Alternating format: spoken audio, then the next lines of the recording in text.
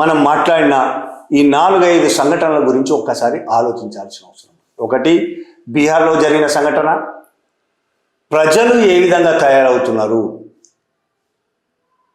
ఒక మతం పట్ల ఇంకొక మత ప్రజలు ఏ విధమైన భావాలు కలిగి ఉంటున్నారు, ఏ విధమైన హింసోన్మత్తులుగా మారిపోతున్నారు అనడానికి బీహార్ సంఘటన మనకు కనబడుతున్నది.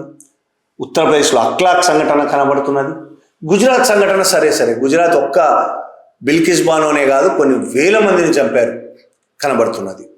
అయితే ప్రజల్లో ఈ విధమైన దుర్మార్గమైన మనస్తత్వం రావడానికి కారణం ఎవరు?